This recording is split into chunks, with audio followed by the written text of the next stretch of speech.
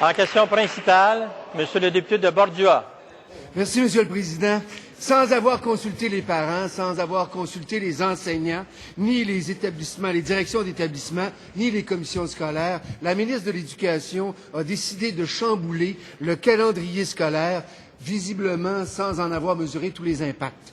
Le résultat, c'est qu'on nage en pleine confusion, les inquiétudes se multiplient, les hypothèses se multiplient. Une journée, l'attachée de presse déclare quelque chose qu'elle contredit le lendemain. Bref, c'est le cafouillage. J'aimerais que la ministre de l'Éducation mette fin à ce cafouillage-là et nous explique clairement d'où vient ce projet de règlement et surtout, quelles sont les raisons qui le motivent.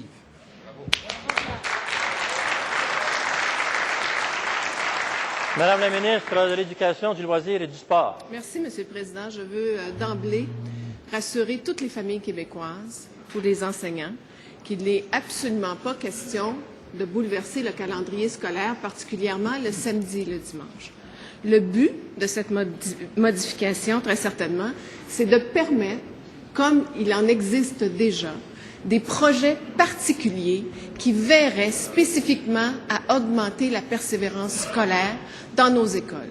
Monsieur le Président, le régime pédagogique est quand même le document qui fait foi de ce qui doit se produire au niveau pédagogique dans nos écoles. Donc, dans ce sens-là, il y a des projets et le député de votre voisin de banquette était témoin. Des enseignants nous ont demandé à Longueuil un horaire plus flexible, particulièrement le week-end, pour ces projets particuliers.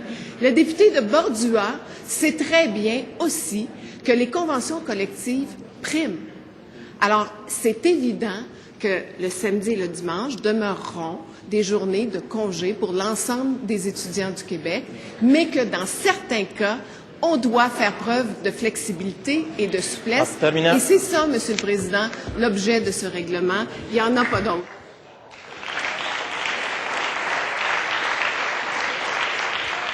En première complémentaire, Monsieur le député de Bordua.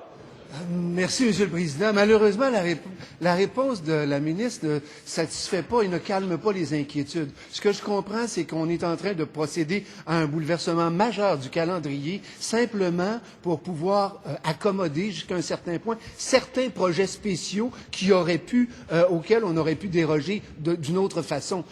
Ça semble pas être la lecture que ni les parents, ni les enseignants, ni les commissions scolaires, ni les directions d'établissement font. Tout le monde s'inquiète de cette espèce d'ouverture majeure d'une porte qui s'appelle une transformation de la façon de considérer le régime pédagogique. Alors, je demande quelles sont les véritables raisons qui vous ont incité à adopter en catimini ce règlement-là au mois de février.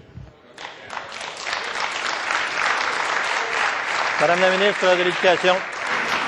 Monsieur le Président, je rappelle aux députés de Bordua que le règlement, en ce moment, vient d'être publié dans la Gazette officielle. Pourquoi?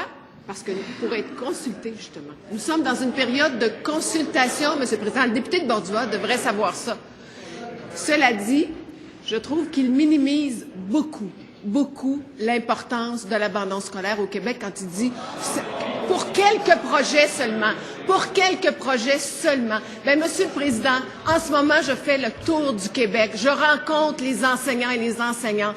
Puis, elles et eux, ils prennent pas ça à la légère et ils veulent pouvoir réaliser ces projets particuliers. Ils veulent pouvoir avoir toute la souplesse et la flexibilité pour le faire, Monsieur le Président. Voilà ce qui est important.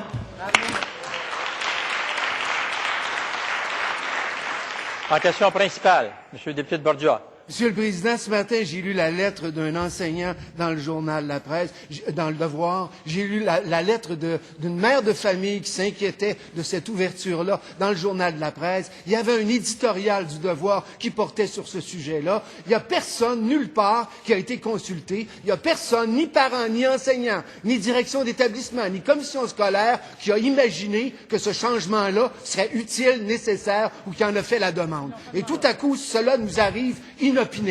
Quelles sont les véritables raisons de ce changement de règlement?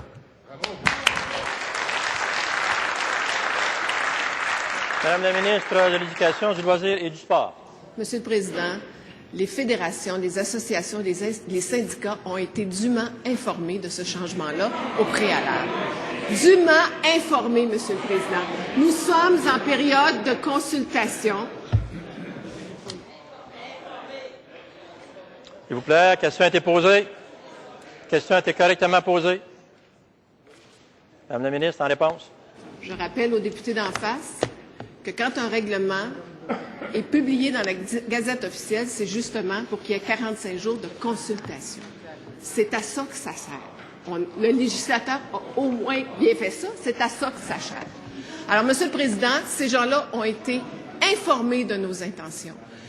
Et comme on le fait tout le temps. Et dans ce sens-là, je répète que nous voulons absolument encourager ces projets pour la persévérance scolaire et nous le ferons avec les syndicats localement.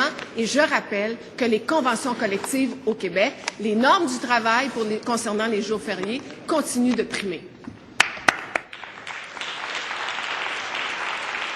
En complémentaire, Monsieur le député de Borgia. Monsieur le Président, le seul moment où la ministre de l'Éducation a évoqué la possibilité de traduire le calendrier scolaire en heures plutôt qu'en jours, c'est en réponse à une question que j'ai posée le 24 novembre dernier sur la conformité des écoles juives orthodoxes au régime pédagogique. Est-ce que ce n'est pas là la vraie raison de ce changement de règlement?